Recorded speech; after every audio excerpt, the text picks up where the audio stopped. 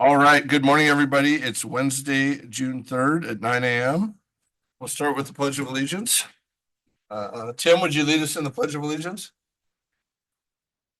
Pledge allegiance to the flag of the United States of America and to the republic for which it stands, one nation, under God, indivisible, with liberty and justice for all. No prayer today. And yeah, it doesn't look like we have somebody for her. Okay, we'll start with the consent agenda. First, we'll start with public comment, but before we start with that, we are going to remove the core services final report. We're just moving that to another meeting. It's nothing. We're going to continue through the process. Just today will not be the day you get the final report. Anybody here have any public comment?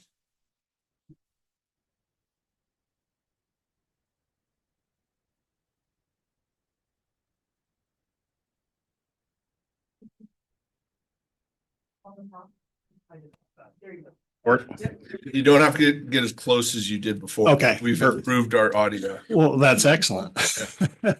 Commissioners, good morning. For the record, Justin Alderman, managing editor of the Prineville Review. Obviously, I don't normally like to use public comment for questions, but due to the short development of this and myself just getting back to town here recently and playing some catch up, I did want to just ask whether the commissioners are aware of some questions regarding the Ag Extension Service District's budget committee meetings, specifically questions surrounding the timeline of notice of those meetings.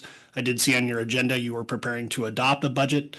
The Prineville Review, at least pursuant to the meetings law, was not noticed until the 7th for their meeting, I believe, on the 11th. That's only 4 days notice. While that leaves an open question of whether that was still timely and reasonable per the administrative rule and the statute under the meetings law, I think it raises questions about the compliance with Oregon budget law. So we were just curious whether any of the commissioners were aware of those questions and whether the Ag Extension Service District is believed to have complied with Oregon budget law, and if you had any comment. Thank you. Will, do you want to? Sure. Thank you, Justin, for raising the question. We did look into it this morning. It looks like the original notice went out to our all subscribers list and media list on April, was it 30th, Brianna? April 30th at 8 in the morning, and then a revised notice was sent on April 4th, again to the same lists. And to the best of our knowledge, all of our media partners are on should have received both of those emails with the notice. Got your dates. You got April 30th and April. Oh, sorry. Yeah. April 30th and May 4th. Thank you. Thank you for the correction. So the April 30th. Oh, go. So April 30th would have been at 8:50 in the morning. And then the May 4th revised. Okay, thank you. And did the notice get published in a paper of record as well between the 5 and 30 days by the district? Yes. Okay, perfect. Thank you for the clarification. Yeah, no problem at all. Anybody else in the public have any questions? No? Julie, we missed talking with you. Anybody online, please raise your hand. We seem to found that's the best way to handle this, or chat if that's something you would prefer.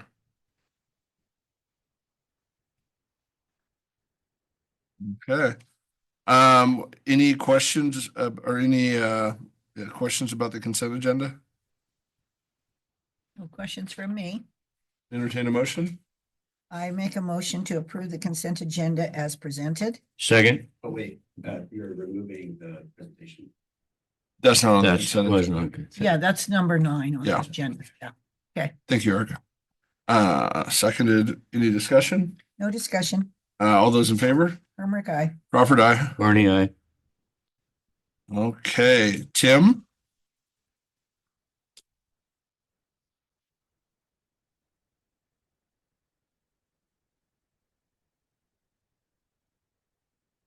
Good morning. Tim DeBoot, Budget Officer for the Crook County Agricultural Extension Service District. The Budget Committee of the Service District met the evening of May 11th, held a public hearing and then discussion and adoption of the proposed budget, which you now have before you. The proposed budget is $852,000. Subject to a permanent tax rate of 12.07 cents per thousand. Perfect. And it's about a $75,000 less budget than a year ago. And I want to say that, Tim, you did a very, very good job because the budget was going into deficit and you corrected that, and there was good discussion, and I was very pleased with the result. Yep, thank you. Thank you, Tim. Any other questions? Do we need to open a public hearing or anything, or is this just approval? Yes, I do have to open a public hearing. Okay. Public hearing open. Anybody from the public? Anybody online?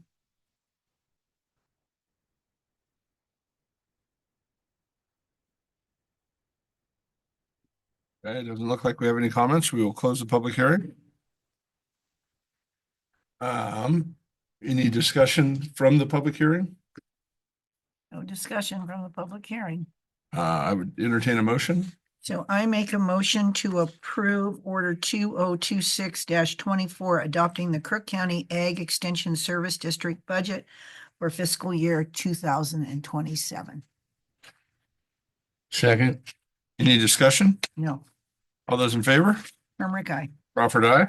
Barney, aye. Thank you, Tim. All right, Jamie. Morning, Commissioners. Jamie Berger, Budget Manager for Cook County. In your packet, you should have paperwork for resolution number 2026-23.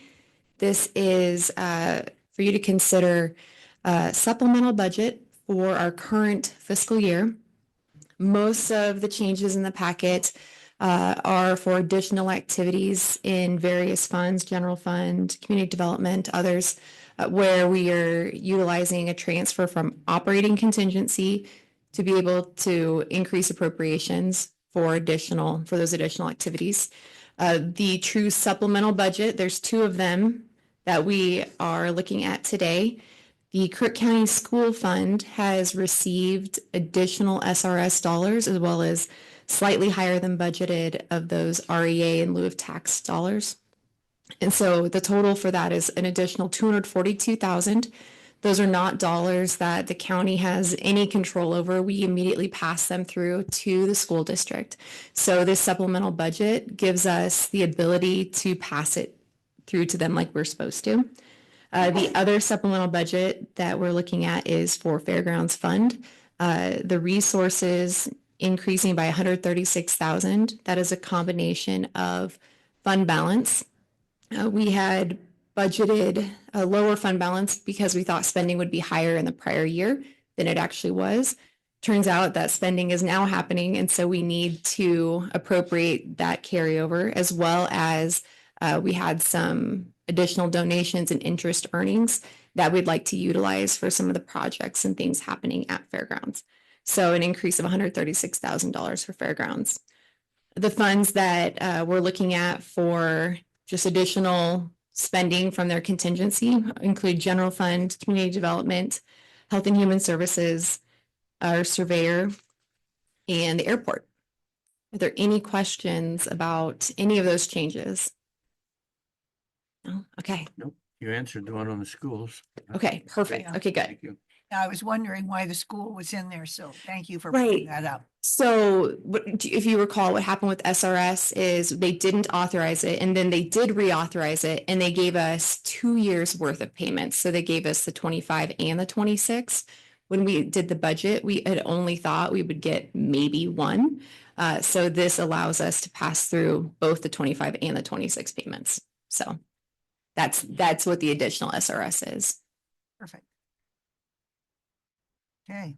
And on the fairgrounds, this is just a side note, but we have used a lot to redo our restrooms, which are very, very much needed.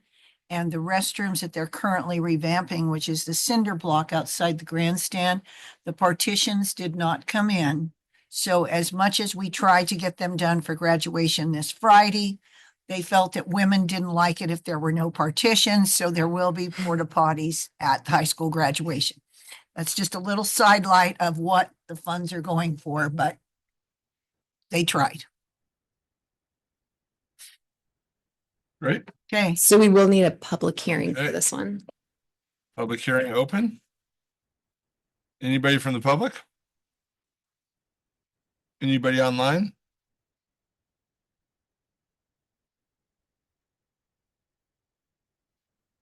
On this topic, but. Question. Item number. That. Yeah, Joel, that's not what we're currently talking about. I think at that point, we'll decide if we want to take, we should. and I think we should have people bring up their concerns. But if you don't mind, just waiting a little bit, I think we're not too far away. Any other comments on our current, action item, which would be the supplemental budget hearing?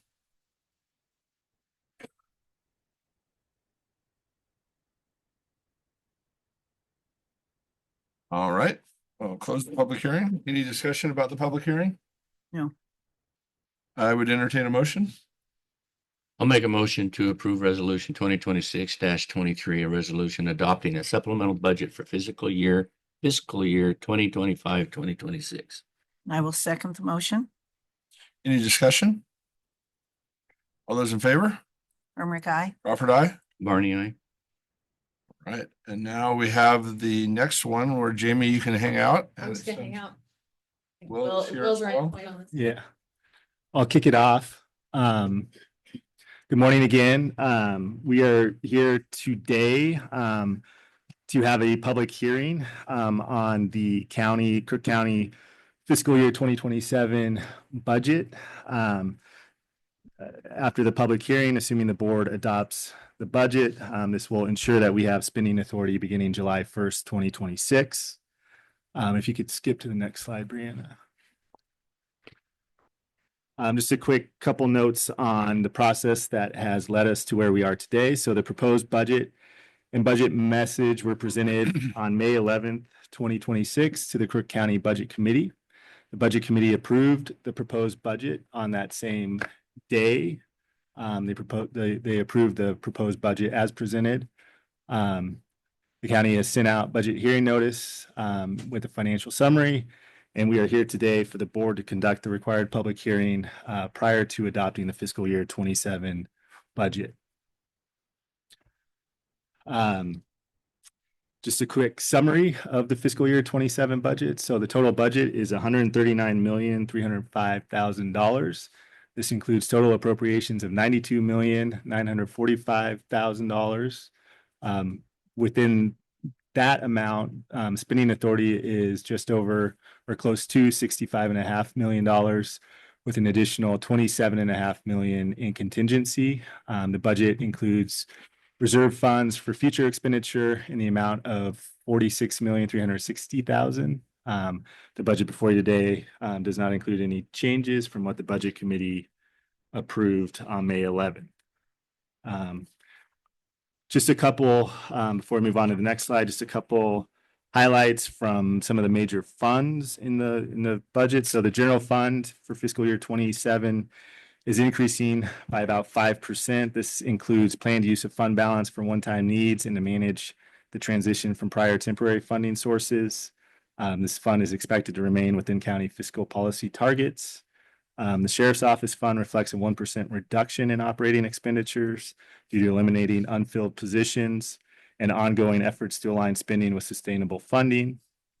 The county will continue to evaluate long-term funding strategies for the Sheriff's Office Fund. Regarding Health and Human Services Fund, the Health and Human Services Fund, due to the addition of new funding and elimination of unfilled positions, This fund is expected to or projected to increase fund balance. This reflects progress toward ongoing fiscal compliance, fiscal policy compliance. The Capital Asset Reserve Fund is this year in fiscal year 27 is supporting 643,000 in equipment and vehicle purchases, and will receive the return of prior year transfers. This will help strengthen the county's capacity to fund future capital needs.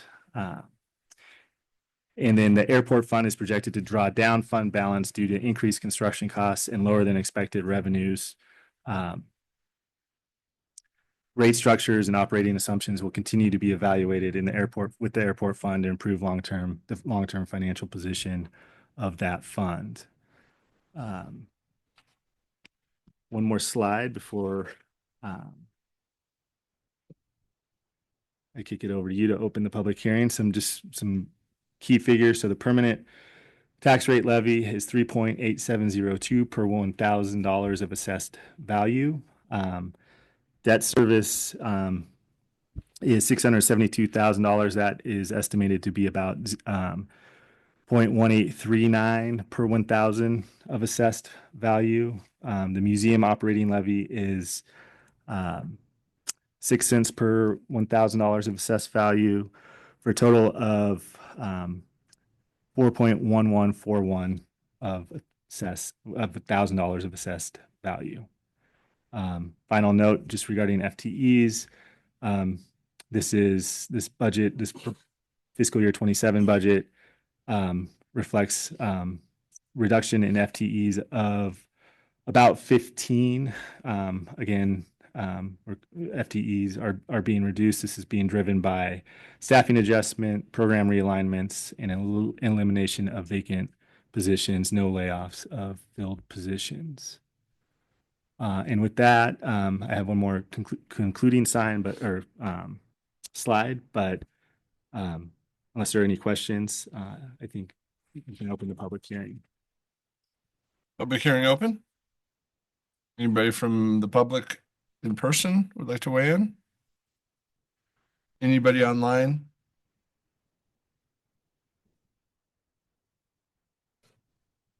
Okay. Close the public hearing. Any discussion? No, I'd entertain a motion. I make a motion to adopt resolution 2026-22, adopting the Crook County fiscal year 2027 budget You have to say as presented. as presented. Sorry. I'll second it. Any discussion? All those in favor? Hermrick, aye. Crawford, aye. Barney, aye. Do we have to state what the amount is and things? I wondered about that and then it said, I didn't, I lost the, do I need to state the total amount? That is a good question. I have to admit, I'm not 100% certain, but since we have the slides up, we might as well. Okay, then I want to amend my motion to include that the total budget for 2027 will be 139,305,000 as presented. Second. Any discussion? No, just as amended. All those in favor? Hermrick, aye. Crawford, aye. Barney, aye. Don't we also have to do the tax rate too? I remember I that. think that's a separate motion, isn't it? Yeah, I'm not saying in that motion, but I think we separately. Don't we have to then also separately Yeah. do that? Yes. Well, it's right up I here. would entertain a motion. I make a motion to approve the permanent rate levy of 3.8702 per thousand assessed value for the budget for 2027. Second. And the local option levy. Yeah, and I think, And the museum levy, and also the museum operating levy, which is 0.0600 per $1,000 of assessed value for 2027.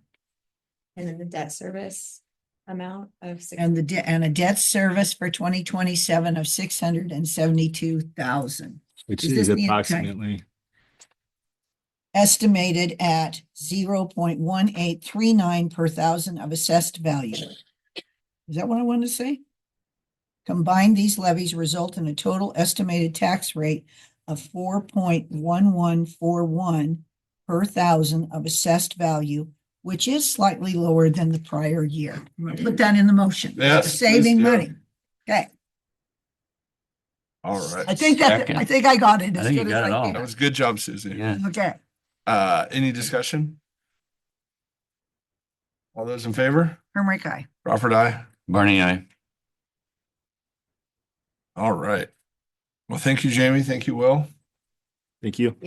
Thank you, Christina. That was, just today was a smooth process, but entire process was very, very well thought out and done as well. Thank you, both of you. Great to hear. Yep. Okay, process and standards for potential temporary commercial photovoltaic moratorium. John here. Good morning. You guys did improve this significantly. Good morning, John Eisler, Community Development Director. So I In was the back of the room. yeah, I was asked to prepare a memo that kind of evaluated what it would take to enact a moratorium on commercial photovoltaic solar facilities. And so I have the memo before you in the packet. The good news is it's not an overly cumbersome, resource-intensive process to enact a moratorium. Especially there are different rules, whether it is regarding housing or urban or urbanizable land, or if it's the moratorium is due to a lack of public facilities. That's not the case here. And so in order for the county to go down this path, we would need to show, if you remember anything else, remember, we would need to show a compelling need to prevent irrevocable public harm. Broadly, that's kind of the standard. And so in this memo here, I walk through the process. Basically, what it takes is 45-day notice to DLCD before the final public hearing. We would implement that through an ordinance, so there would be 2 public readings. And so the second one would have to be at least 45 days later than we give DLCD notice. In that document, we just need to have reasons, not just, but there needs to be the findings need to show first, like I said, that it goes on the irrevocable public harm, which is demonstrated initially by showing that application of the existing ordinance or regulations are inadequate to prevent irrevocable public harm from development. Our bases there, I think that we talked about at the work session, are the one that ties in best to this is that we are updating our Goal 5 inventory of all our resources. Our maps are very old. The things that we've relied upon are from the late 70s, and they don't reflect the current situation or the current opinion of the public on what's important to protect in the county. And so that would be the basis. We have, for those that aren't aware, we have currently have a DLCD grant to update our Goal 5 inventory. We are presenting before the Planning Commission on that next Wednesday to get the process started and get our public action committees set up. That process is going to take some time. It's going to take, we're planning to have the documents ready to go before you guys at the end of June of next year. So that's at least 12 months until a lot of these are ready for prime time. It might be longer for some of them. And so the idea would be while we're getting this stuff in place, we need the moratorium as kind of a pause button to step back and make sure that we don't let the horse out of the barn as far as land getting developed that should otherwise be protected because of these other important resources that we have. And so the next finding that's necessary is stating the reasons why alternative methods of achieving the same objectives of the moratorium are unsatisfactory. The 2 that I could think of here in this memo were first would be just to do nothing and just to go through the Goal 5 process. If that's the case, then that leaves open a window of, like I said, 12 to 16 months where an application can come in that could have the rights to develop the land that would make it otherwise no longer significant for these Goal 5 reasons. Another would be to try to rush that process. And if we're rushing that process, it means we are having to cut corners somewhere, and that would be not as much public involvement, which I think would also be not satisfactory. The whole point of this is to get the county involved and the people involved to make sure that they can be heard. The The fourth finding required is that the moratorium is sufficiently limited to ensure that lots or parcels outside the affected geographical areas are not unreasonably restricted by the adoption of the moratorium. And so for here, I think if we say we want to prohibit solar development countywide through this, I think that's too broad. And if we say indefinitely, that's too broad. The more guardrails we can put on this would be the more, as the legislature said, you want to make this as these moratoriums can be highly desirable, but they need to be narrowly tailored so we aren't inflicting economic damage or burdens on people that doesn't really serving the purpose. And so my recommendation there would be to limit it to the time that it would take to get our Goal 5 inventories updated and to get new EC analyses and programs to achieve Goal 5 in place. I do have a map on here. So geographically, I think the limitation, it kind of goes along the transmission line where we have these cluster of commercial photovoltaic solar facilities. And so it would be basically from the airport south along Milliken. And like I said, time-wise, just until we get this stuff updated. Would that include the areas on 126? We can. I think we just need to set some geographical parameters based on the findings, based on what we're trying to protect. So like I said, that the more we can limit it, the better it would be. Number 5, the county is proposing a work plan and time schedule for achieving the objectives. Like I said, that ties into our Goal 5 update. So we have a timeline, we have a work plan in place, and so that would make all of that fairly easy. And so that's the good news, is that at least going through the motions to get it on paper and to get it official would not be that unduly cumbersome. But with the 45-day DLCD notice, I'm sure you guys remember in land use, there's a thing called the goalpost rule. You are an applicant is subject to the rules and regulations as of the date their application is received. And so anyone who applied for a facility before we got this enacted would be able to just basically ignore the moratorium. And then there's also, these are usually highly litigious, and LUBA has set the bar pretty high. They call the standard to show compelling need stringent. And I let a footnote here down in the bottom that unless the nature and the magnitude of the threatened public harm is sufficient to allow the determinations required by, that's the moratorium statutes, to be made, damage to or even loss of a resource subject to the protection of one or more statewide planning goals does not justify a moratorium. And so the bar is pretty high. And so there's a good chance we could go through this process and that applications could be submitted and need to be processed before we get it in place. And then also that it could be appealed. And if it's appealed and if anything doesn't hold up the muster, then it gets basically tossed out. So that is kind of my research on the moratorium. I wanted to bring up something else to you guys that I found as maybe either an alternative path or a supplemental path that I just want to make sure you guys are aware of as you guys make your decisions here. Through the Goal 5 updating process in the OARs, if you guys remember, like we've done these for aggregate sites, the first step is to find the inventory, to determine if the inventory is significant. And so with aggregate, if you remember, you have to show the location and the quantity and the quality and all that. In my memo, I have the map here that ODFW provided with these connectivity areas that are extremely important to wildlife habitat, and it also has the antelope and deer migration ranges. And then it shows how that's overlaid over the cluster where these solar facilities have been developed. There is a mechanism in these OARs for updating the Goal 5 process. Once you have the inventory and you say this inventory is significant, but you haven't started the process or completed the process to do the EC analysis and to set up the program to achieve. So you say, here's this stuff that's important to us. We haven't developed all the rules to get everything in place yet. You can pause things there as well. Under the rules there, it says local governments may adopt limited interim protection measures for those sites that are determined to be significant, provided it basically gives you 120 days from there to finish the EC process. And you can have these interim measures in place to make sure that, again, you don't let the horse out of the barn while you're trying to get these rules in place.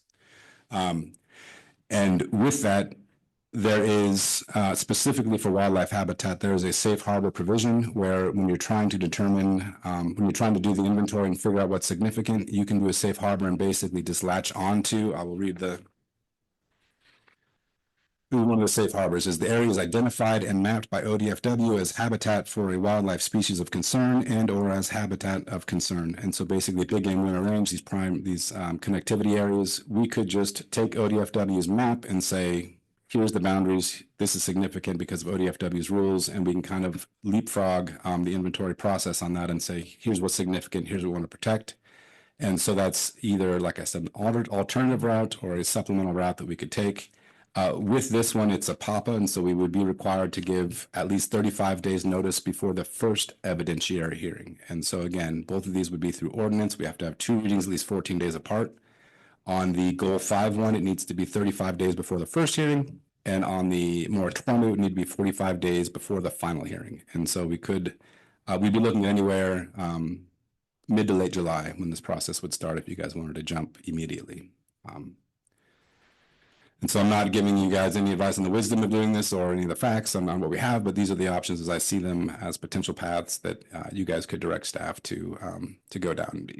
Either one of these require public hearings and the like, and so we'll get input in that respect. So question for you. So on the Goal 5, they couldn't adopt the wildlife map back when, because ODF and W opposed it. So we couldn't get it passed through, even though a lot of work had been done on it. What happens if you do this Goal 5, you have 120 days and we get back to that same position? ODF and W doesn't agree. Then what happens? I think the last time there were kind of different factors at play and there were different parties involved. And we weren't, I wasn't there at that, but I don't think we were trying to use the safe harbor where we just say, here's ODFW's maps. This is what we're gonna go by. So they wouldn't, yeah. We're trying to update the wildlife migration is what we were trying to do.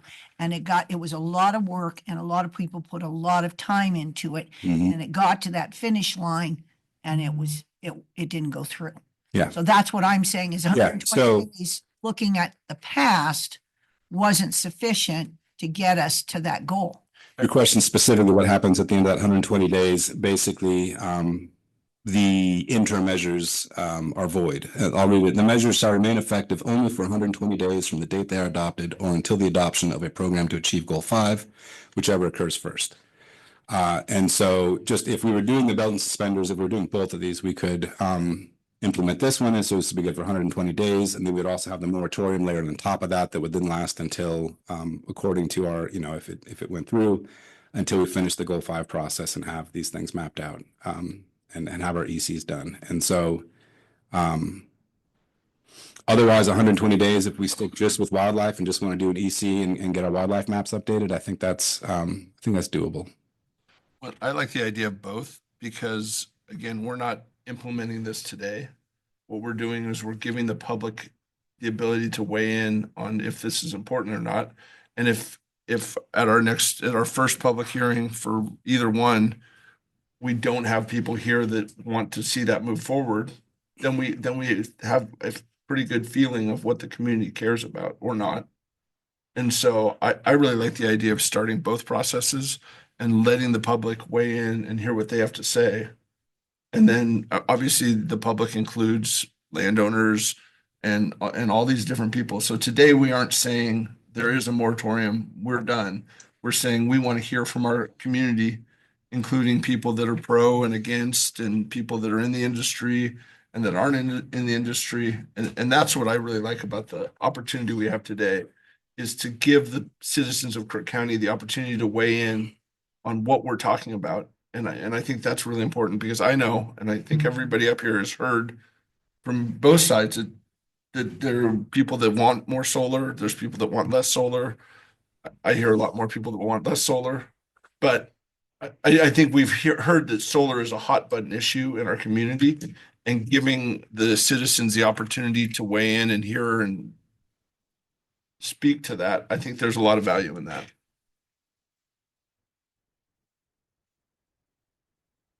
I guess my comment to you, John, would be, so I'm a solar farm. I go ahead and I just go to LSEC and bypass this whole thing. What do we lose as a county in our local control then? You go to FSEC, I hadn't thought about that as far as the interplay between a moratorium locally and then FSEC. And I assume it would then go to that, the case was Umatilla County. I don't remember, Will, if you remember, but FSEC stuff trumped ours. And so maybe that would be, the result is we are just inviting FSEC, the largest projects to come in and just kind of bypass whatever we're trying to do. So yeah, these are, I'm by no means trying to present to you, these things are airtight. They are, Valid point. If Yeah. we lose what little control that we have. the other thing is too, if we set up these deadlines, say, we're going to be looking at a moratorium in 45 days, that might incentivize developers to then rush in and get as many applications as they can in before the deadline. And so I don't know what, these are beyond my pay grade. I'm just presenting to you You were supposed to give me the magic answer, so I just had it right here.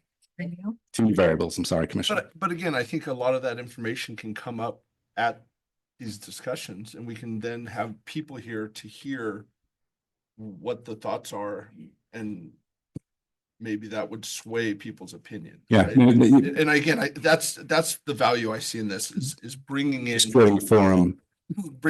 a large amount of people to have a discussion. And so that they're part of the discussion in the long term. That's the value I see with this. And I think it could be. I'm not denying you. I'm just asking for Yeah. different Yeah. things because there's a lot here to think about. I totally agree. But I think we can think about that in a forum with more input from our community. And that's what I'm looking for. I think you'll defeat the purpose if we roll this into the process today, because I think you're going to be inundated with applications for solar. And we are already, And you're going to see more of them than you can believe. staff is also very busy with other items and especially Those, and the we're goal gonna end up 5. in lawsuits. Yeah. And then we're going to be taking the taxpayers' money to pay for the lawsuits. Yeah, again, really good points, I think, to bring up at the meeting where we're presenting this as an idea of something we're moving forward. So. In order to create the There's more forum. benefit in having dialogue with those that want to put in solar and data centers and things and see what they can offer the community. There are so many things that we need money for. And if we start closing all the doors to any revenue and finance coming into the county, we stop all of that. Why don't we work with them? We want more parks. We want more, sheriff's department. We need more sheriff's department. We need a lot of 100%. things. And I would rather be able to sit down and talk with the folks that want to do this, the businesses, and work together rather than try to hinder them. And again, I think that's a really good thing to have a discussion about at these meetings with the public.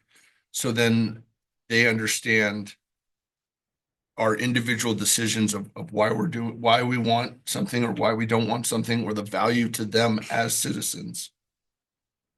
And that's my point is, I know it's uncomfortable. Nobody likes a public meeting, and there'll be unhappy people. There'll be happy people. There'll be all kinds of different groups. But I think this is, again, something that's on the top of everybody's mind right now in our community, and allowing them to come in and discuss what they like. And on the other side, the developers, what they're willing to bring to the table and things that they can do to alleviate those concerns or fears or not. So I mean, I think that's why. And I also believe in personal property rights. I believe in the owners that have that property, as long as it's legal, they can do what they want with it. Yeah, and they're going to be welcome to come to these meetings and discuss those concerns. And So instead of having a deluge of applications come, and I think we should open it up to the public, but what if they should come on each individual project, because each individual project brings in a certain thing there. And if it's in a migration or it's whatever, I remember we did one where we had a ramp. If an antelope got in, they could get out, and we did different things on that at Planning Commission. So I agree. I have nothing against the public coming and giving their comments or whatever, but if you do have this deluge before this, are we losing more of our choices or opportunities, whereas they should be coming then individually to these different applications? It just worries me. And if they go the one route, that is just forced down our throat, and we lose the opportunities that we have to ask for or benefits for the community, or ask for benefits. Like I say, we did a ramp for Pronghorn at one time. You know, that's what concerns me. I have no concerns about that. I don't want the public. I'm the one that answered 126 no solar phone texts. I mean, I have no problem with that at all. I just don't want to lose what little opportunities that we have. And I obviously want goal 5 to go through as quick as we can. So that's where I am. I'm in this quagmire of what is better, as an individual as they come, or to stop this process and then have this deluge of projects that we don't have any control over. But even the goal 5 could, The goal 5's got to go through. no, I know, Yeah. but I'm saying that could start this deluge of applications anyways. I mean, and I think we're obviously a important place for solar, for people, for some businesses. And so those people are going to be pursuing getting those things approved, right? Like, I don't think that us having a conversation with our community So is going to change them coming or not. one of the things that was established back when at the planning commission was the least impact to wildlife was that corridor. That was established. That was the corridor. That's why the transmission lines to get the power out. Like, I could put solar panels on all my pivots in Paulina. There's no way for me to get the power out. Yeah. So we had a corridor that was established. So again, you're looking at a certain specific, as John is saying, place where we felt that that was the least harmful to wildlife and different things as a planning commission. But I think when we looked at that then, we were looking at 300-acre individual solars. Yes. And what we're not seeing that anymore. No, We're they'll be big. we're seeing 350, 3,000. It's your corridor. And they're connecting through the process. And that's what has me the most concerned, is that we're not looking at these things on a holistic view of how it affects the general area. We're just looking at them from a project to project basis. So food for thought, commissioners. I buried in the footnote here, but these two House bills that kind of expand the size of facilities that can be processed through the county. I didn't double check, but I know at least the one that is based on the surplus of interconnect capacity at a nearby substation. I think that's effective this month. I think it's effective like in the next week or so. And then so with the location of our substations, that would then open the door up to more facilities in this exact location that we're concerned about, because that's where the substations are. And they need to be location dependent on that. And so this all just could be a thought exercise, and we could get applications next week for under this new House bill. Yeah, I just think it's important to allow the people to come in, and then at least we can share with them the state, what the state rules are, what the county rules are, where we're at, what we're doing, what we're trying to do. And I think there's huge value to that. And I don't know why we wouldn't do that. It just doesn't make any sense to me why we wouldn't give ourselves an opportunity to share the information we're talking about today with a larger group of people. Because I guarantee if we have this meeting, we may have to go to a different location, and we will get a lot of public input and a lot of public interaction that we can share ideas or what the new state laws are and these other things that we can help to educate the community. And through that education and through our input of public input, we may end up in a different place. We may not pursue a moratorium. There's nothing prohibiting us from sharing all that information now without doing a moratorium. What I'm saying is something like this will spur people to come to the meeting. And I think, look at our meeting today. We're talking about it. It's been in news stories. It's not garnering the amount of people that I talk to on a regular basis. Right. And I think it's an opportunity to have a conversation. And by no means do we have an outcome planned. I don't think we can do that, but we can talk to the public and we can look at the process. I think we can still talk about the process without doing a moratorium and see who wants to show up. How about right now, you had a gentleman who had put something in chat Yeah, no, we're Yes, gonna why open, don't we're gonna we- open a public. Why don't yeah. we just do that now?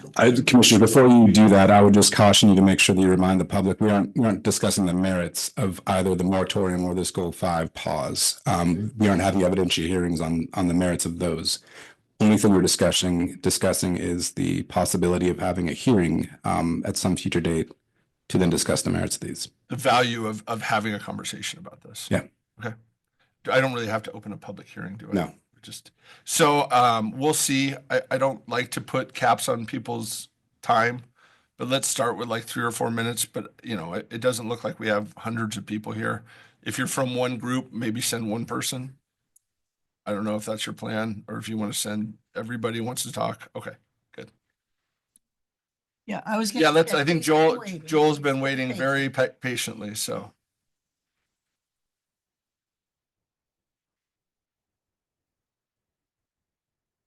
Hello. Yep. they can- Hello. Commissioners, Joel Comeric, Powell Butte. I just heard about this potential for a solar moratorium a couple of weeks ago. I think when you first discussed it at your prior commission meeting on the 13th, I think it was, of May.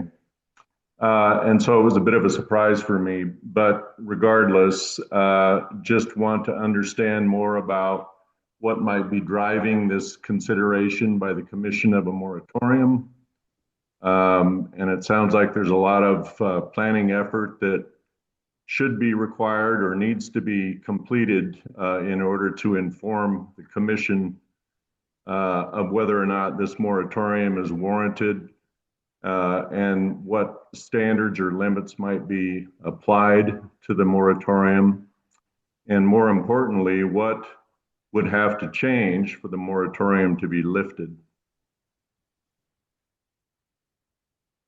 John, you want to handle that?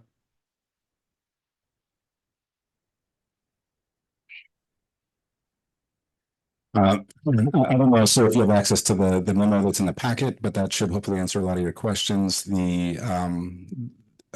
So let's step back, I guess, and talk again. So the county is undergoing an update of our Goal 5 inventories currently. That includes things like wildlife resources, natural and scenic views, historic and cultural resources, aggregate mineral resources. We're updating our inventory that hasn't been updated since the late 70s. That process requires a lot of public input and a lot of science and data and maps, and it takes somewhere close to 16 months to get that all the way in place for all these resources. And so the basis that I've heard from the commissioners is that we to make sure that in the interim, while we're developing these policies to protect these resources, that something doesn't come in the interim and good. Something's in the interim and be developed over these spots that otherwise have a significant resource to the county that the people would like to protect. And so the moratorium is going to be lifted as I see us drafting it once these new rules are in place. And part of that, particularly for solar, part of our grant from DLCD, there is a set of new Eastern urban solar siting rules that are specific to solar facilities east of the Cascades. And under these new rules, there are 3 paths that a county can take. A county can opt out of these new rules. A county can accept the rules that the state has given, or the county can implement their own program with some flexibility as far as locational, like how we treat them in Crook County. And through this grant, we've decided to implement our own program. But a foundation of that is first to have these inventory maps set up for things like wildlife before we can then develop our own program. So it'll be kind of the same thing. Once the Goal 5 inventory is updated, once we have our new Eastern Oregon solar siting rules, then the moratorium will be lifted as I see it. Does that answer your question? For right now, yes.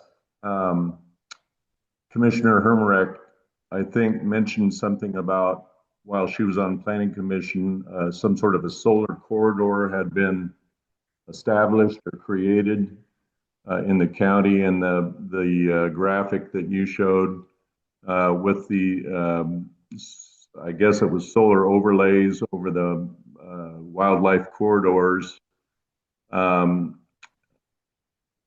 sounds like there's these areas where solar might be coming in are already within those prior designated or identified corridors. With that, I'll just say one more thing, and I agree with Commissioner Crawford that I think a robust public process should be initiated, and before any actions are taken by the commission. I think this is an important topic. It kind of relates to the whole data center relationship as well. So that would be my ask, is that the commission undertake a robust public process to find out more about what the community thinks about this. The good news is that's we're stepping out to the moratorium. That's exactly what our Goal 5 update process is going to entail. A lot of public meetings and presentations, and hopefully people like you can get involved and have your voice heard as we work through the process to develop our own set of rules. So thank you. Thank you. Anyone else online? Comment or put your hand up, either one.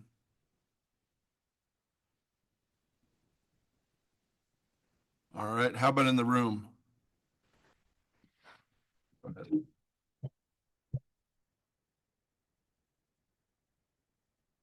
Good morning.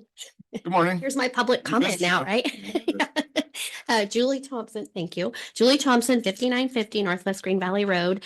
And I first of all wanted to say thank you for having this meeting today about this, because I hear from a lot of people too now that I'm out there meeting people.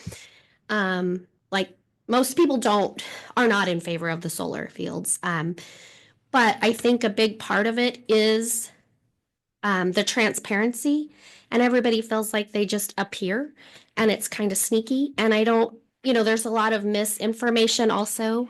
I had the chance to meet with New Sun Energy one afternoon and told them some of the things that I hear and, the rumors about solar and the things that they cause and different things like that. And so I do think that public forums or meetings where everybody can get together, whether they show up or not, it's two different stories, but and hear both sides of it is probably a really good idea.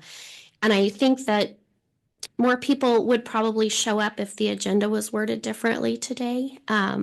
Not the photovoltaic but more of, solar farm or solar panel, the wording on it. Like, I don't know if a lot of people really look at that if they're looking at the agenda to see what that means.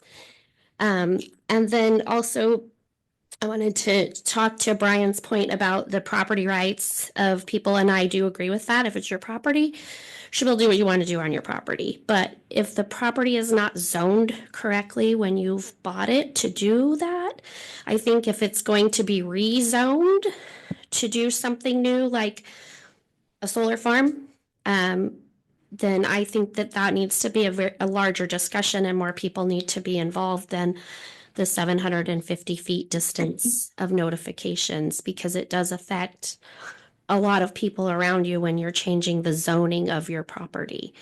And also just like the conclusion that John has here about possibly going into litigation, Luba, and the cost of that. I don't know if there's a way to figure out after these meetings if the community is really pushing for a moratorium and not wanting these solar fields. What are the legal costs to fight Luba versus the long-term costs that you're losing for the solar fields, like, in 20 years when they're abandoned and nobody cleans them up? And I know that there's bonds and all these things that go with it, but there's still that possibility that will happen, as well as the loss of tax dollars from the pilot agreements that are put in place. So maybe trying to figure out a way to weigh out those costs would be helpful to help make those decisions too. So that's all I have. Thank you so much. Yeah.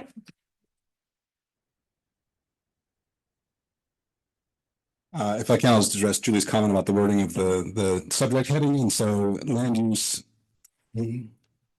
there's all kinds of stuff out there, right, that people build. And so there are, commercial photovoltaic facility is a defined term that means what we want it to mean. And so if we just said a solar farm or solar field, that doesn't mean anything in land use. And so I understand that people don't like saying the word photovoltaic. That's, I can't see it. yeah. But we just wanted to make sure that it was properly listed as it's defined in state law. Could you put next to it in quotations, solar farm, Solar energy. solar energy, solar? Yeah, AKA solar farm. I think that would, I really do think that would be a value. That's fair point. Yeah. I don't think we've done parentheticals in item headings. Are you okay with that, Eric? I don't see any downside now. Okay. Okay. Next time. Anybody else? Let you go last if you, unless there's more, then you can go next. Oh, I'm sorry. After you go ahead. Oh, okay. Sorry about that. Hi, I'm Lorian Maxim and I live at 1454 Northeast Hudspeth Road up in Iron Horse and bought one of the very first houses up there. So I've been here for close to 20 years now. Anyway, I drive to work every day to Redmond and back. And when the solar field that appears to be done now started going in, I was like, oh, that kind of sucks, but it's kind of the way it is. And then my first thought was, well, what's happening with the elk crossing? The sign is still there. So, but where are the elk? Where did they get moved to? And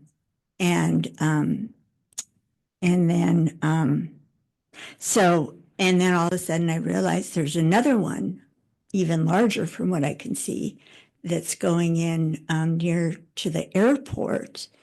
And as a citizen here of Prineville, I had no idea what was going on, none whatsoever. And, you might do the legal thing by posting something in the newspaper in very tiny print that very few people read. Going online to Facebook, again, not a lot of people go online, especially those of my age. I don't do the online thing. And I think that needs to be taken into consideration when you are communicating to the public that there's many different ways to communicate and I think you need to use a variety of ways to do it, even on the newspaper front, first page story on the newspaper. Let people know what's coming up. Let people aware. If you want to be transparent and, let people get involved and know what's going on, then you need to let people know and they need to be able to hear about it. And, someone made a comment about, oh, I don't like public meetings. Maybe I took that wrong, but it's like, what? Public meetings are very important. Prineville is a very small area and we are being taken over. I mean, that is my viewpoint personally, is that we are being taken over, that we are being taken advantage of. And let's face it, the Oregon state governor does not support, they support the solar field very strongly. And we're not going to get any help from them. And so we need to, stand up for ourselves and just tell these people, hold it, just wait. We need to present this to the public. We need to get citizens' opinions on this and not make rash decisions quickly because you're on a timeline to do it. That's just not, I realize that's the rules and I understand all that, but it's not realistic. I mean, people need to know what is going on here. Like I said, I had no idea, none, until all of a sudden I saw them being built. And I just think that transparency is not there, that it needs to be much more transparent. And yeah, you might have some people that come in here that are not happy. And I guarantee you'll have more people that are not happy than you will that are okay with it. So that is all I have to say. Thank you very much, commissioners. Thank you very much. Max?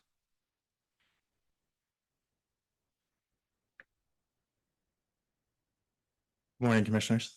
For the record, my name is Max Yaklik. I'm Vice President and In-House Counsel of Permitting and Real Estate at New Sun Energy. So we've been in Crook County for a long time. It's nice to see you all again. I'm more nervous than usual. You got me. No need to be. You got me off my rocker here, Seth.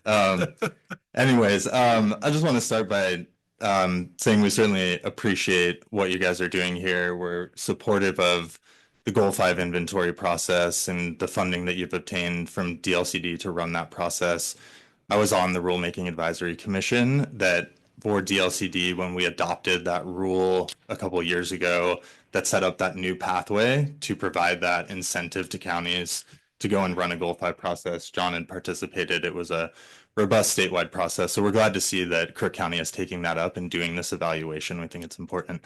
As you know, we have a very long history working in Crook County, investing in Crook County, and working with this commission, with members of the public. We appreciate everyone showing up and giving comment always. And as we've heard in some of the prior hearings, you know, there is this very long process to constructing a solar farm, and there can sometimes be this feeling that, you know, things happened long ago and the public wasn't aware. And then, you know, when we finally go to build it 5 or 6 years later, well, where was the public involvement? So can certainly appreciate that. But we do want to maintain the strong relationship that we've built with this board, with the Planning Commission, with this community. And we think that there's a lot of ways to do that. You know, some of the ways that John was talking about, looking at other alternatives. So as John said, I'm not going to give comment on the merits of a moratorium, but just some thoughts on how to approach this would be to look at different pathways to achieve the same goal. And as we've been evaluating this proposal, what we're looking at is timelines, right? So what happens if you proceed with a moratorium pathway? How long does that take? And what happens in the interim? And my understanding based on all the discussion is really to slow things down, have public involvement while we run the Goal 5 inventory. I think there's a number of different ways to do that. I don't know if a moratorium is necessary to accomplish that. I think we can have public meetings. We certainly want to hear from the public and participate in those and work with this commission to figure out what are the correct locations for these facilities to be located moving forward.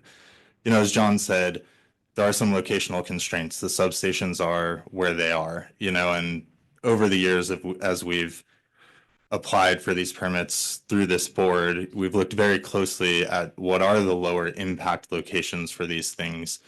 The conditional use permit process, which is an allowed use if you get the permit on EFU zoned land, has a lot of protections in it, right? We've done mitigation projects that ODFW has worked with us on to support big game habitat and elk range in parts of the county. We have decommissioning bonds in place that we've worked with county council on to make sure that they are legally sufficient and that the facilities are protected to be removed at the end of their life. So there's a lot of existing protections in place. I think Commissioner Hermreich, you raised a good point about FSEC. You know, one of our company's credos is to maintain local involvement. That's why we've always come to this commission, to the commission in Lake County, to the commission in Harney County.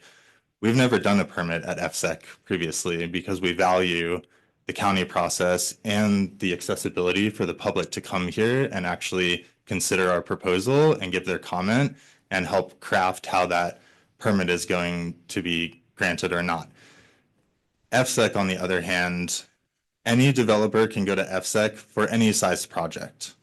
If you have a 10 megawatt facility, you can go to FSEC and ask for FSEC to approve that facility, which takes a lot of the public involvement away because it's in Salem or wherever else, it's very legal.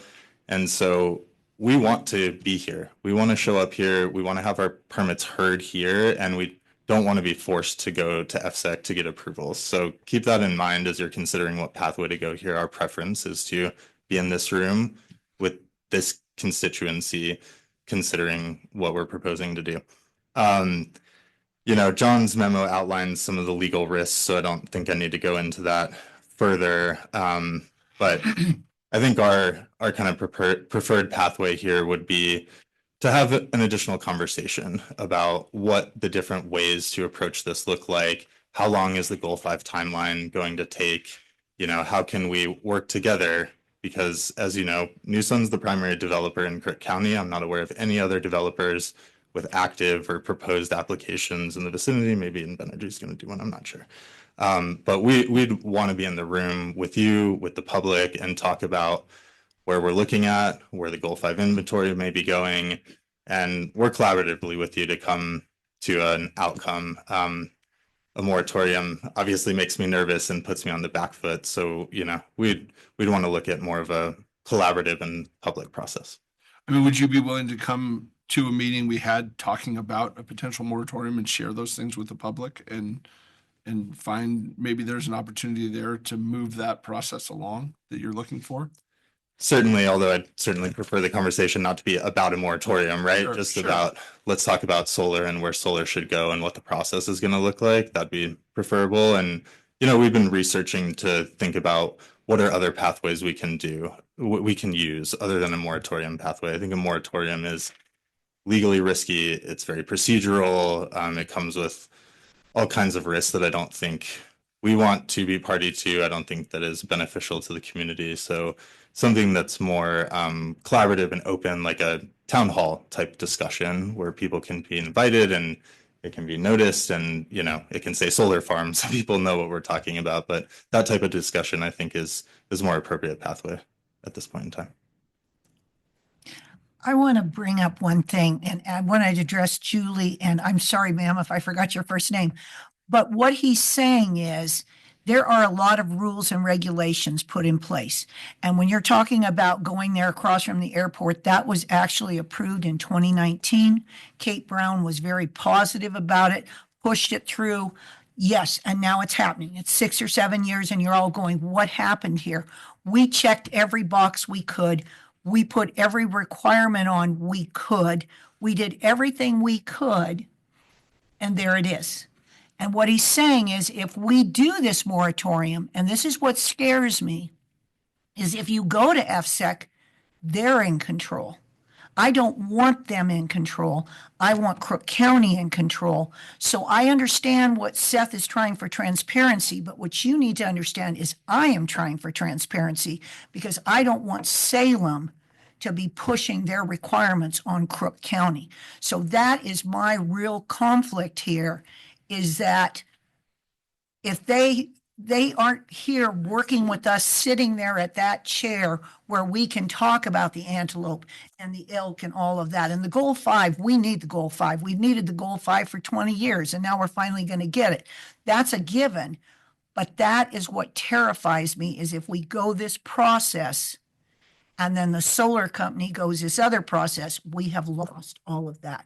And then there's no transparency. So that's my really, really big concern. There's rules and regulations that we have to follow that I don't like all the time, but we have to follow. So that's what I want you guys to think about on this whole subject, is there's an upper level here that can direct where our directions go. Well, let's make sure Max is Yeah, finished. yeah. Certainly. But that, and I just want to address when he said that, that is a very valid way they could come across. And we agree with that. We You don't want to do. like I said, we have want to do that never either. gone to FSEC So- before because we want to be in the local community, and we've worked with community organizations like the Community Renewable Energy Association, which is a quasi-governmental group of commissioners and developers. And for years, we have supported permitting through the county process because it's accessible like this, right? We can have this conversation versus, bigger solar farms or other developers that aren't local, right? We live in Bend, so we're out here all the time, and they can go to FSEC and then it's virtual, it's online, it's hard to access, it's very legal and procedural. So that's not our preference. We want to be here. But things like moratoriums, then, as the lawyer, make me start getting uncomfortable about, okay, what is the risk here? I'll just give an example. Like if the county were to adopt a moratorium and there was an application that we submitted in 2 weeks, it would be goal posted as of the time of completeness. So it would be processed under the current rules without the moratorium in place. But by the time the planning commission actually gets to the hearing, there could be a moratorium. And then the planning commission is in this very awkward position where they're supposed to be applying the law at the time of the application, but there's a moratorium sitting out there. So like, that's a very uncomfortable position to put the planning commission in. It's an uncomfortable position for us to be in. And so, like I said, we want to have this conversation. We're here, we're available, and we want to talk about what all the pathways are and support the county's goal 5. So Thank you so much. thank you, Commissioner. Yeah, I see somebody up there as well, so. Do you want me to wait? iPhone John, it looks like. No, it was probably mine. Oh, sorry. That It's a Brianna, tricky she's second always hand. Sticking her hand up. She's always raising her hand. I have I guess a comment more than a question. I understand completely what Susie's saying about FSEC taking control, but I also understand what Seth is saying about the moratorium, because being approached by so many people about what is going on makes you want to step back and let them know what's going on. But also, I am surprised that New Sun is interested in doing a town hall, because I was told they were not interested in doing a town hall. So I'm curious if Max actually has the authority to say they will do a town hall or not. I mean, I don't know the positioning and the corporate ladder there. Because that was, to me, is the biggest thing, is the transparency to the people. And yeah, maybe they won't like it, or maybe they will like it if they know more, right? I mean, I'm not in favor of it, but that's not my decision. It's up to the public. So taking town hall meetings and having them come in and learn or state their opinions and, constructive criticism, all those things at public meetings, even without the moratorium, I think is going to be beneficial if that is something that will truly happen. So. Well, no, do you understand though where I'm coming from? Because being as a planning commissioner, I'd rather have you sitting there. Yes. I'd rather have Max sitting there. Right. Than having Salem tell me what I have to do.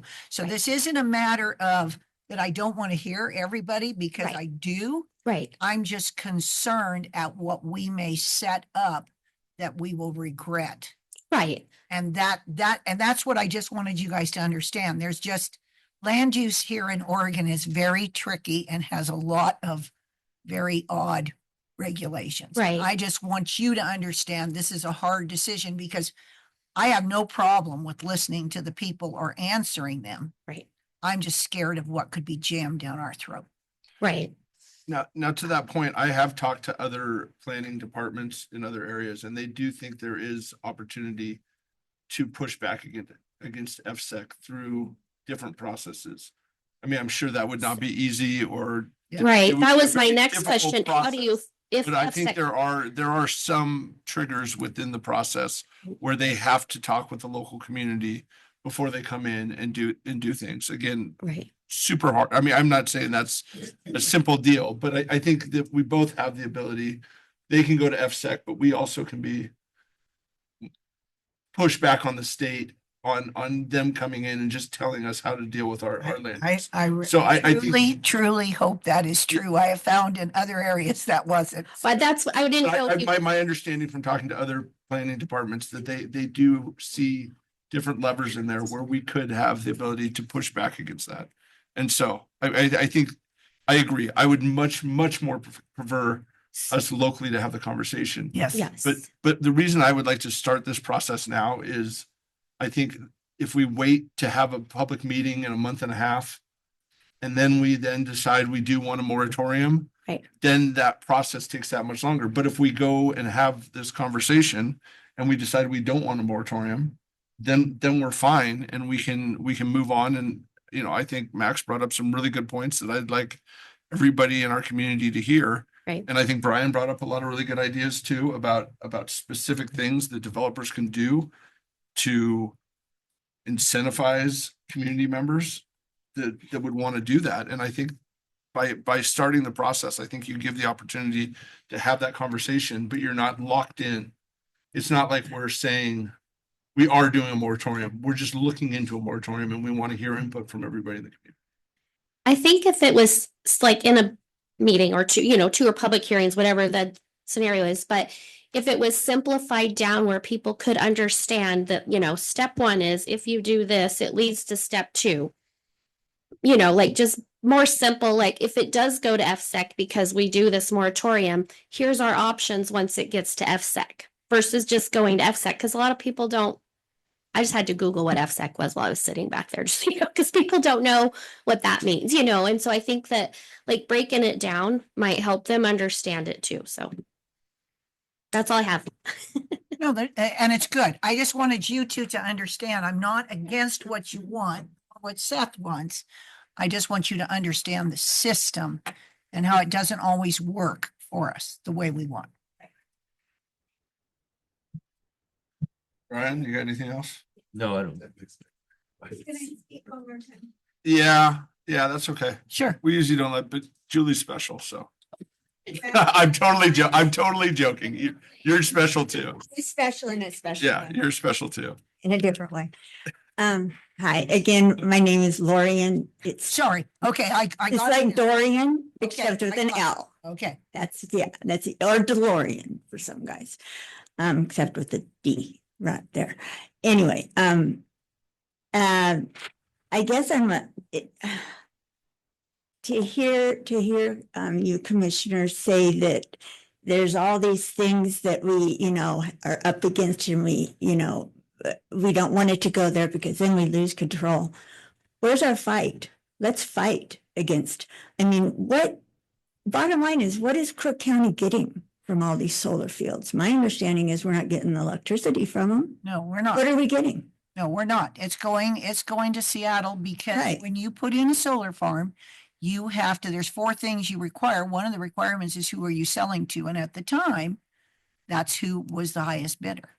And I agreed. But then now let's also get down to 20% of all energy in Oregon is renewable, be it a wind machine or a solar farm. We are going to have rolling blackouts in 2030. How are we going to solve those problems? And is it right that we're burning coal in Wyoming and importing it into the state of Oregon? I don't really like that idea. So there's just a lot, like I'm saying, I'm not against any of the transparency. I answered all the emails that I got. I just want you to take into consideration, this isn't a really simple, I don't like solar panels either. I'm not a solar farm person positive for it. I was on the planning commission, and if I could have voted no, I probably would have, but I couldn't because they checked the boxes in 2019. And that is the resultant of what you're seeing right now. So I don't want you to think that I'm some pro solar person, and I'm definitely for everyone to say they're what they want. I just want you to understand the obstacles that are present that we face.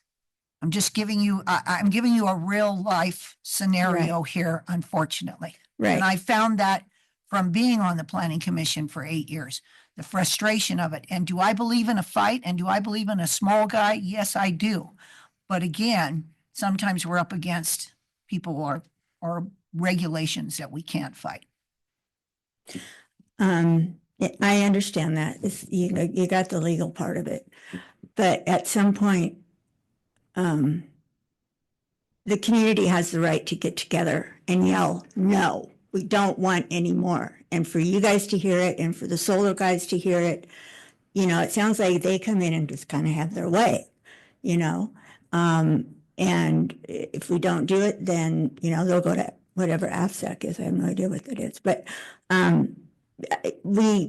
the community needs to know what's going on. People do not know what's happening out there. And the more these solar fields start popping up, the more angrier people are going to get. And so, we live in a beautiful area and it's being destroyed by solar fields. And I'm sorry, data centers too. But you just need to let everybody know what's going on. It's not out there. And I think one simple thing you could do would be to have these meetings at 4:00 in the afternoon.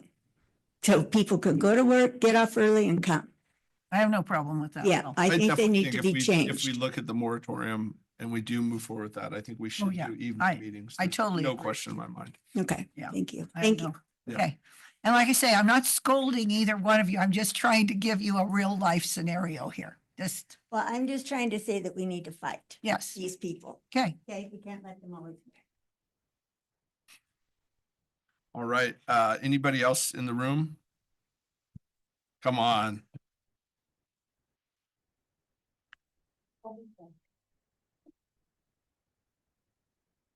Ashley McCormick, Green Valley Road. As a realtor, I feel like I have a different perspective because I talk to people as they're leaving. And I feel like it's important to note it's not just a matter of people don't like certain things coming in. For some families, it's bad enough they're leaving. They're leaving our little community because they don't feel heard. They don't feel that we're holding our cowboy values with these big things coming in. And I just think it's important to note that there's people leaving because of this. So that's all. Thank you. We let everybody else speak twice. I'll let you speak twice. I think that's fairest option, right? We don't want the lawyer to come out. Yeah. Oh boy. No, I just figured I'd give some response to the points you're making because they're good ones. So like for example, on where's electricity going? The facility that's constructed out there is being purchased by Seattle City Light. But the way that the electricity system works, that's more of an accounting system. So like electricity flows like water pipes. Wherever you put it in, it pressurizes the system and it comes out in the quickest way that it can. So there's a lot of confusion around like who's buying this. Yes, Seattle is buying the energy, but what happens is we have a meter on the facility that says we produce this much. And Seattle has a meter up in Seattle that says we use this much. And it's just numbers on a spreadsheet that are aligned up. The benefits, some of the benefits of Crook County are when you have local generation, it creates what we call grid resiliency. As you were saying, Commissioner Hermrich, we are looking at large load deficits, meaning large generation deficits, excuse me, which means that we don't have enough power to serve our existing needs. Data centers exacerbate that in some sense, but the state is pushing for electrification. There's a lot more Teslas driving around. This is already happening to us. So when you have local generation, it increases the opportunity to maintain output and power in the local vicinity. For example, most of Crook County's power comes from Bonneville through the dams.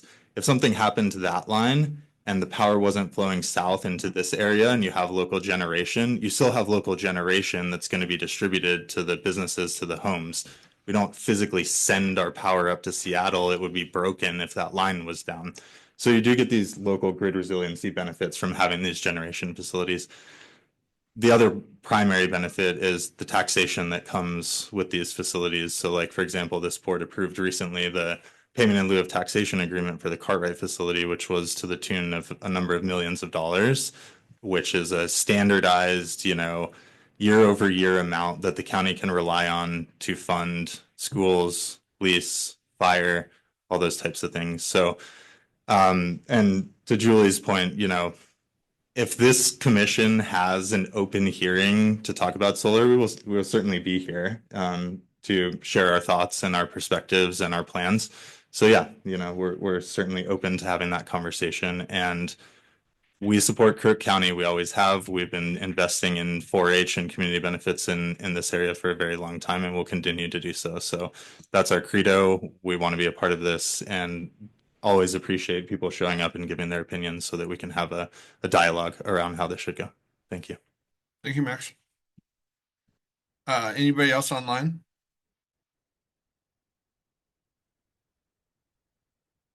Don't put your hand on iPhone John again now. I bet he got nervous. All right, we'll close the public hearing. So what do you guys want to discuss?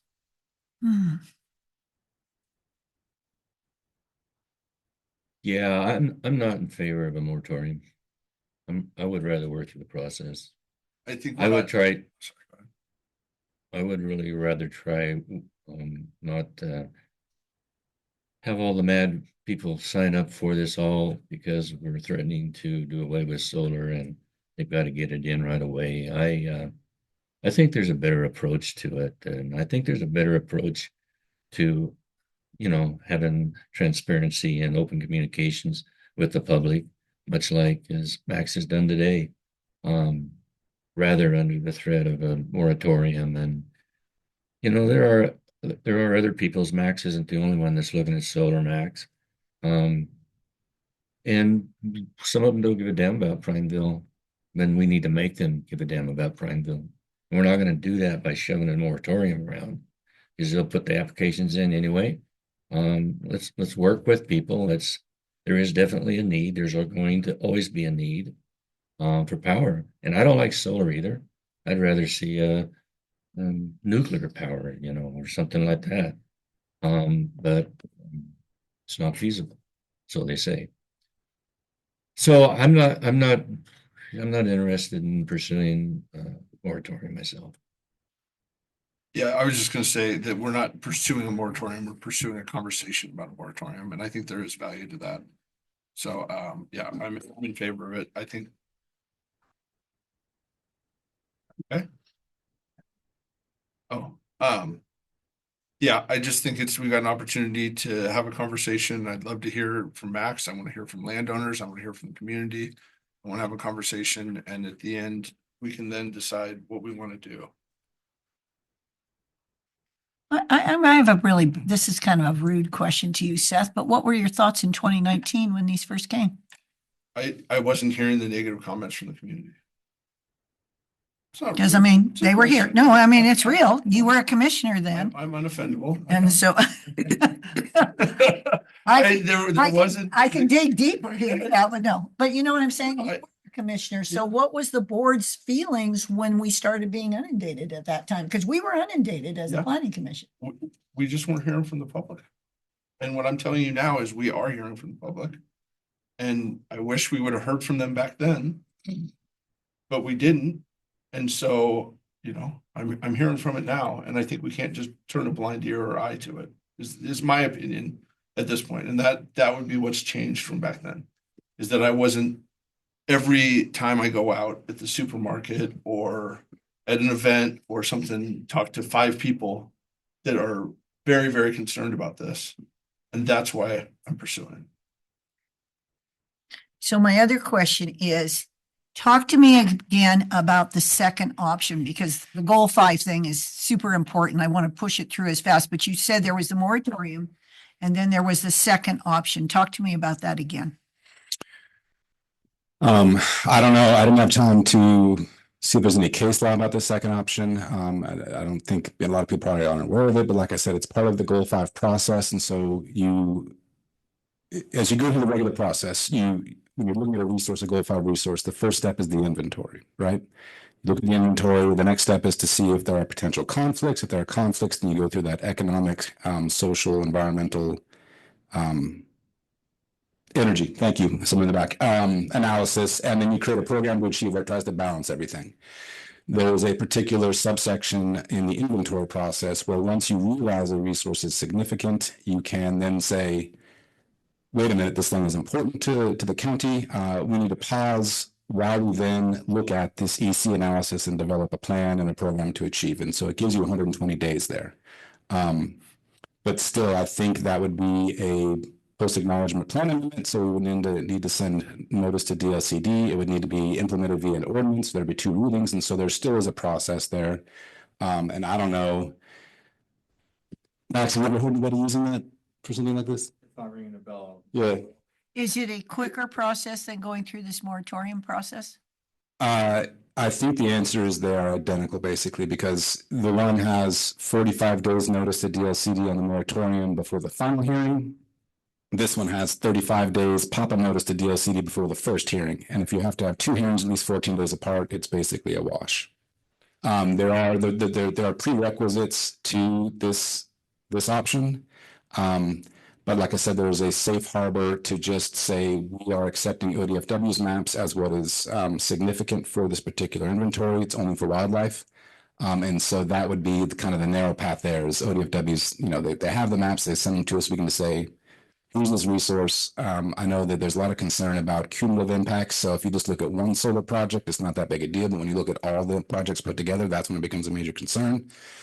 And so we can say, here's a significant resource based on ODFW's data. Adopt these interim measures. We get 120 days to complete the EC process and develop our program to achieve before those interim protections would disappear. And do those involve public meetings where you would have people come in? I mean, or give me the, Okay, yeah. So I want the people, I do want the cowboy culture in Crook County. And that is that I am on the third floor of the old courthouse and my door is always open. But again, I also want the process, and what does it do for applications that come in if we go this second process? So there's the minimum process, which would for any update. And so the planning commission gives a recommendation through a public hearing, and that would come through here in ordinance with 2 hearings. But like I have set up with this Goal 5 update, a lot more public involvement and setting up these particular public advisory committees where it is a combination of people like Max from the solar development company, and some cowboys and some, people like Tim DeBoot that are very familiar with these particular resources and what their needs are. ODFW, you get all the stakeholders together to then look at these maps, to then kind of do the pre-process for the planning commission on kind of what's important, what we want to protect, and they then present their recommendation to the planning commission. The planning commission takes a look at it through a public process. The planning commission then formulates a recommendation that comes to you guys, that then is another public process, that there's at least 2 more meetings. And so when you add on these public action committees and meetings, and we plan on doing town hall type things, with flyers and stuff on our website so people actually know and can come out. You're talking about, that's why it takes so long, right? Is meeting, go back and go back to the drawing board, meeting, go back to the drawing board, meeting, until it actually reflects kind of what's in the best interest of all the various stakeholders. Okay, now I'm going to go back up again. So I'm an application and I come in next Monday. Mhm. What would happen to me in this secondary process? None of this would be involved. It would just be a regular land use application. And so, we have, Back point of time. yeah, from the date that Point we of stamp it. completion. Yeah. Okay, And so we did opt out of the Eastern Oregon solar siting rules while we go through this process. And so they would be subject to what we have in our county code and what's currently in statute. Unless they apply under one of these new House bills that would then expand basically what we were previously enabled to do. And with the substation one, there's a separate path to get a go-through exception, which, go-through is agricultural land, and that's how these bigger ones come in. They're allowed to do a 320 under the EFU rules for farm use, but if they want to go bigger, they have to get an exception and say, this needs to go here, even though this is farm ground, and that's why it can be 1,200 acres. And the new legislation makes it easier to get that exception. I think we should start both processes and have a conversation. And I think a lot of this information, I think, could change people's opinions or not, or, I just think people need to hear all this. One thing is, just for the record, for the comment of the county needs to fight, that we have been fighting, not against it necessarily, but for county control. That was, the lawsuit, we actually went to the Court of Appeals with actually Newsom and Max was on our side for local control over the habitat mitigation. And so that site that's going up, the site that's gone up on Level Corner, we kind of ground is being mitigated to provide wildlife habitat, and we have a system set up with Crook County Soil and Water that was the first of its kind in the state. We are the first county in Eastern Oregon that's going to go through this process to create our own program under this Division 23 that's going to allow us to have a lot of flexibility, and that's going to allow us to have an agricultural mitigation program and a community benefits program, so the public is getting something out of these projects. We are fighting. We have to fight through the process, and it takes time. So I just want to make sure they understand that. and one of the solar projects, we did a mitigation where we went up to an area of mule deer activity where they had no water. And the mitigation was to enhance water to keep the population going, which mule deer are very near and dear to my heart, and they are declining. And it's a shame in our county that they are. So there were certain mitigation things that you don't understand that we did do that were helpful to the wildlife that we impacted. That's why I'm really scared to have something where we're not locally, like I say, I'm sitting here looking at John in the eye and looking at you guys. I'm very nervous about going to something that we eliminate that process. And that's why I'm trying to get from you is if we go immediately into this Goal 5 thing, are we really mimicking the moratorium, and can we get the public to come in because they are weighing in on economics, social, energy, and it's ESSE. What's the second S? There's 3 E's and 1 S. Oh, there's only one S. What? See, I forgot. Okay, but whatever, the ESSE, that, you know what I'm trying to say is we Yeah. can get this going and keep it that we're looking at each other when we're doing this and putting the priorities that we have there, rather than having a moratorium where we're all yelling, we don't want any more solar. But again, it's not, we don't want any more solar. It's we want No, a break I get in it. a period of time they both are the same thing. I don't know why you're hung up on the word moratorium. I just think it's a technical term through the state that are both these things are very similar.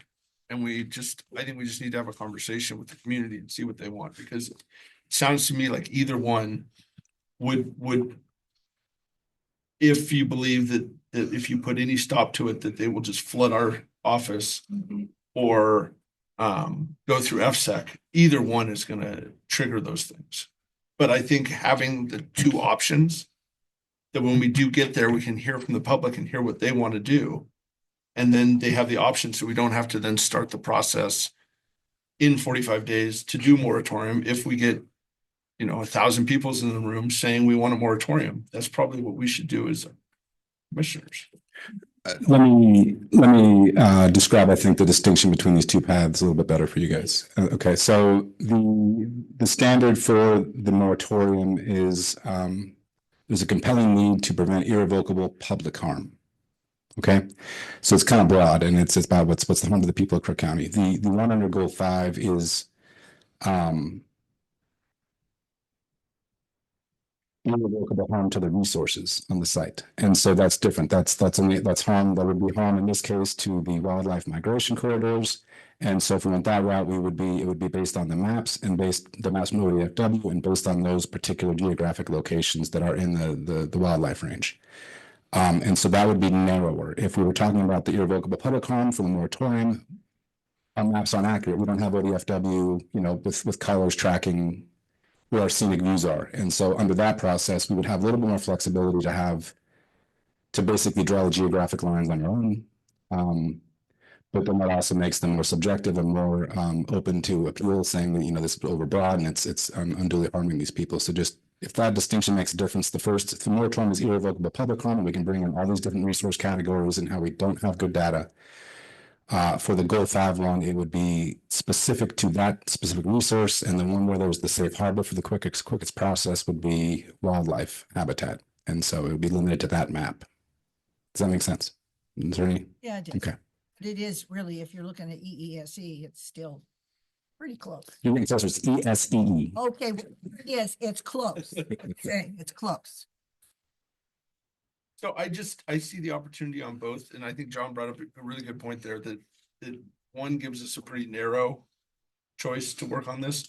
But I think we could also even look at geographic areas, because I know there's areas that people aren't as offended by the solar, right?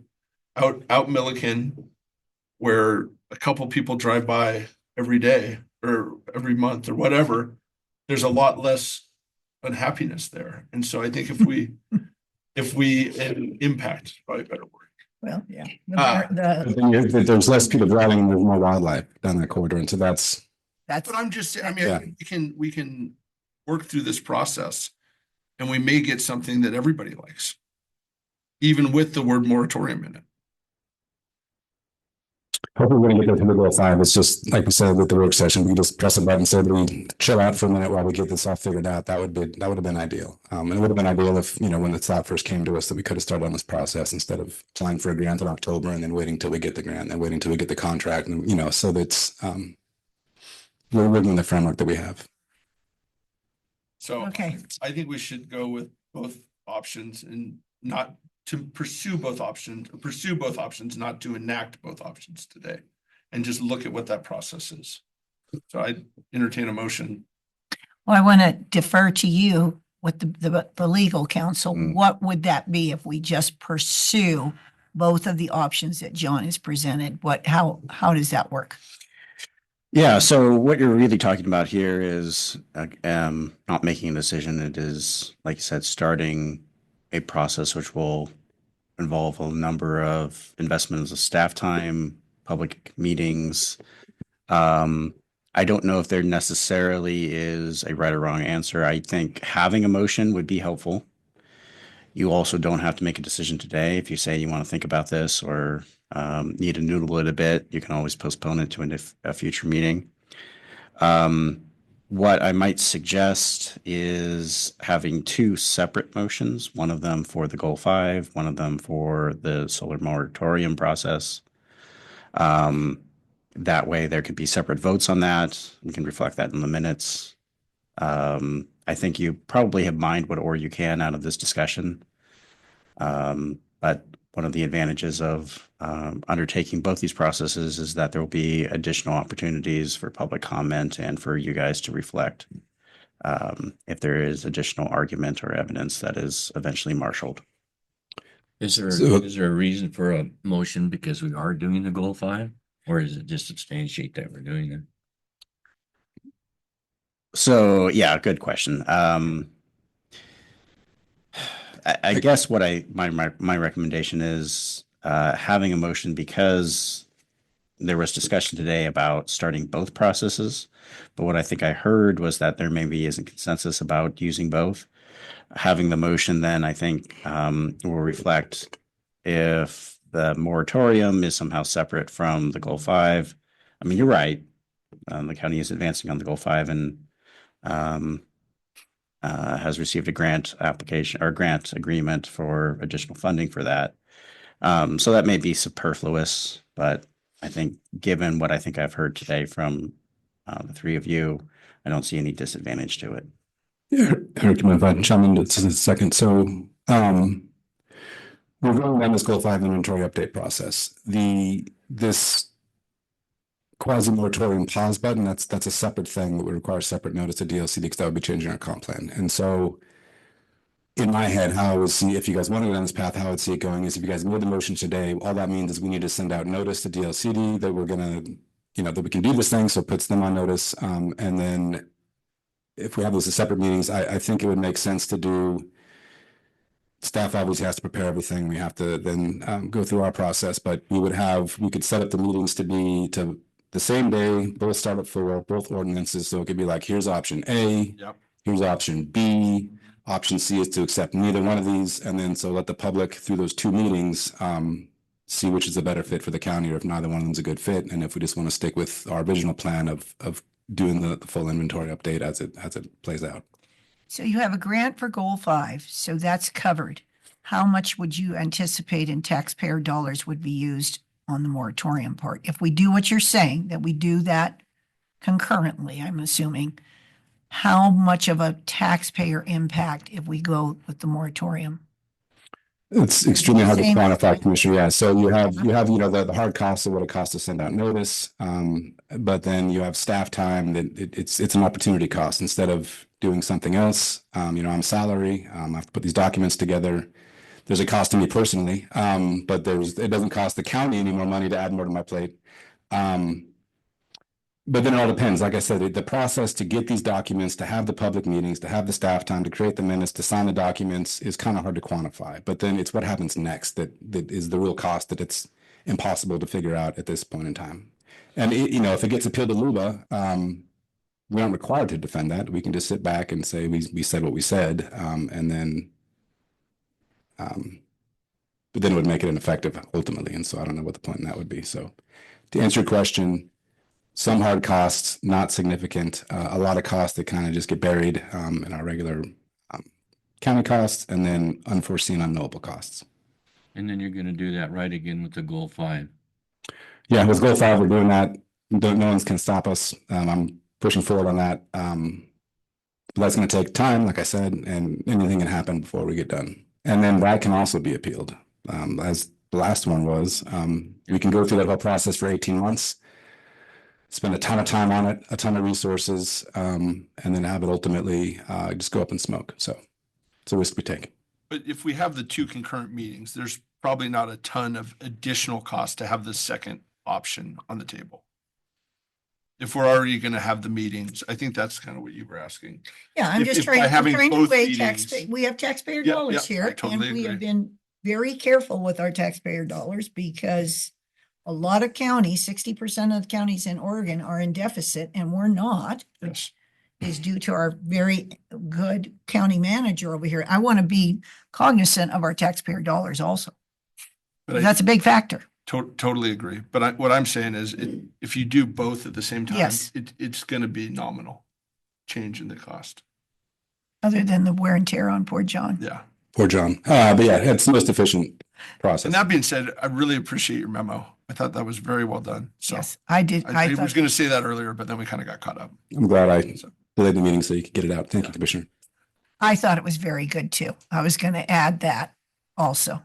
Thank you, Commissioner. And the other thing is that you went and John is going to be going to the thing that I went to, which is the National Association of Counties Peer Energy, Peer Energy, whatever. And it's going to be in the panhandle of Texas, which is really getting hit by data centers and all that. And that's where I learned an awful lot about solar and wind and data centers. So I'm very excited for John to go to that in September because he will come back with a lot of ideas for looking at our goal 5 and what we're looking at. So that's just a sidelight, but anyway. Well, I'm not opposed to doing what you just suggested with what you just suggested, if you could put that in a really nice way that I could say that. I think we should do 2 separate ones to Eric's. You want 2 separate? I think that'd be ideal. Okay. Okay, I'm willing to go ahead and do the next step. And then from there, we take a real strong look at, again, I want transparency. I want local control. I don't want to waste our taxpayer dollars. So that is why I'm even entertaining going the next step forward. And so you're asking for me to give you wording You for want me, motions? you know how to say it right. All right, so the first one, I would recommend a motion to direct staff to prepare the required notices and documents to hold a hearing on a potential solar photovoltaic moratorium pursuant to the staff memo as presented today. In quotation, solar farm. He said it. So moved. I'm not going to second it because I don't agree. Second. Any discussion? No discussion. All those in favor? Hermrick, aye. Crawford, aye. Barney, nay.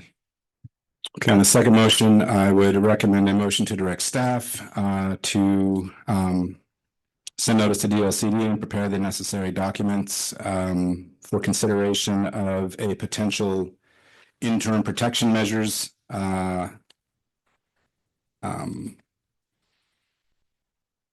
for the county's wildlife habitat pursuant to the OARs as presented by staff. No moved. Second. Any discussion? No. All those in favor? Hermrick, aye. Crawford, aye. Barney, nay. Okay. All right. Thank you. You got a manager's report, Will? No, he's One got, more we have item one on more the item. We have the. Oh, I'm sorry. Yeah, Brian or Eric. Well, Commissioner, I think you were mostly right. Brian, Christina, Will, the facilities folks did a lot more effort on this than I did. What you have in front of you is a transfer agreement between the state of Oregon and the county to memorialize the passing of ownership of certain personal property items for the Justice Center. This is in fulfillment of obligations that are contained in already executed documents. The state of Oregon was interested in having this separate agreement to memorialize the transfer. This has been the product of months of negotiations, and although it is long, it would result, after being fully executed, with the county receiving over $800,000 in value. Unless you have any questions, I might recommend a motion to approve the Crook County Courthouse Transfer Agreement, OJD contract number 250090. No questions. Just thank you, Brian, for You bet. working on this. You're gonna make that motion? So moved. I second the motion. Any discussion? No discussion, and thank you, Brian. I really like the pictures of the furniture. Yes. Okay, Any discussion? that was my discussion. I think I already said that. All those in favor? Hermrick, aye. Crawford, aye. Barney, aye. Okay, now we're up for the manager's report. I don't have anything this morning. Susie? I can't think of anything right now. I think I've spent myself I on. think I've talked myself into a, Yeah. yeah, living in here, so. Brian? Nope. Nothing. All right, I'd entertain a motion to adjourn the meeting. Oh, wait, sorry, public comment. Got it all out. You got it all out too? Okay, Sure. anybody online? Archie's, That's not Crystal. if you have one more, then you can Okay, come. yeah, up. you can come on. Yeah. No, sorry, That's okay. but you have to state your name again too. That's all right. It's Lorian Max. I just wanted to know if there's going to be more discussion. I'm assuming that there's more data centers that are scoping out our area. If there are, I think that we need to know about it. The community needs to know about that too, because that is an eyesore. So, and that's all. Thank you so much. Thank you very much.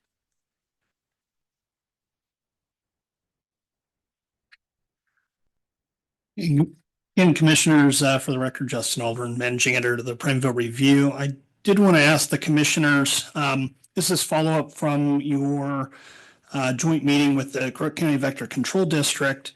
And I did want to know whether the commissioners have continued to have any concerns or follow-up on its requests with the Vector Control District.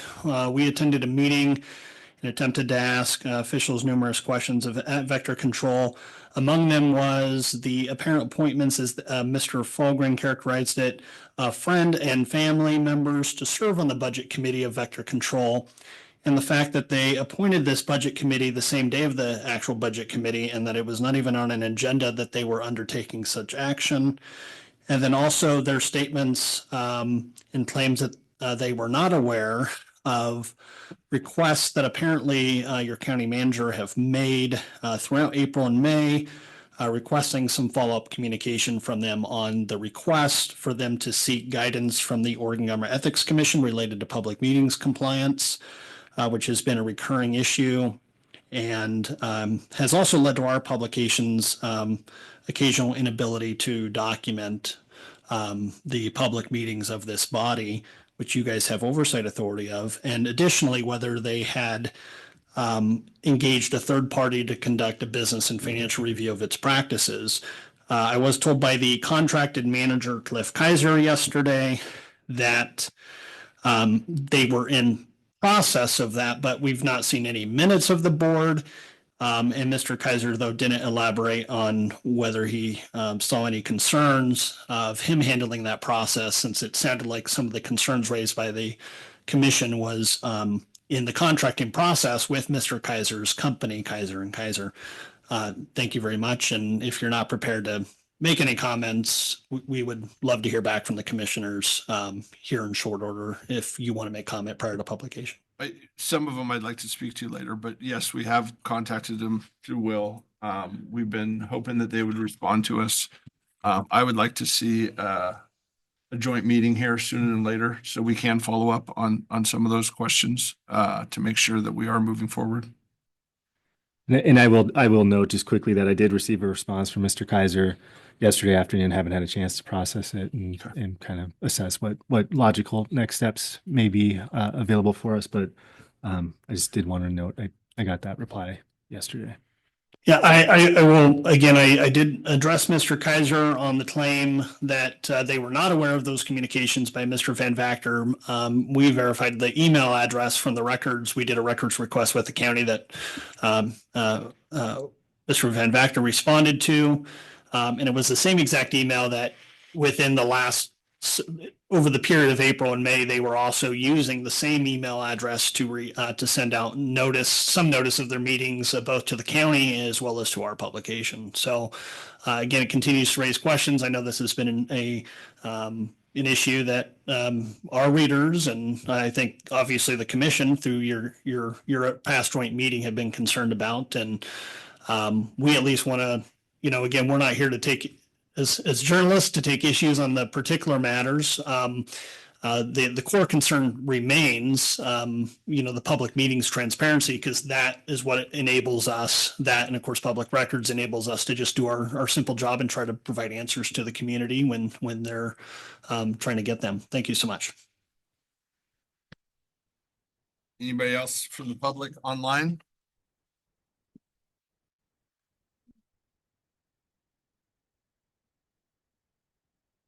That second It was- call. Couldn't hear. Oh, okay. All right, I entertain a motion to adjourn. Motion made to adjourn. Second. Any discussion? No discussion. All those in favor? Hermrick, aye. Crawford, aye. Marty, aye.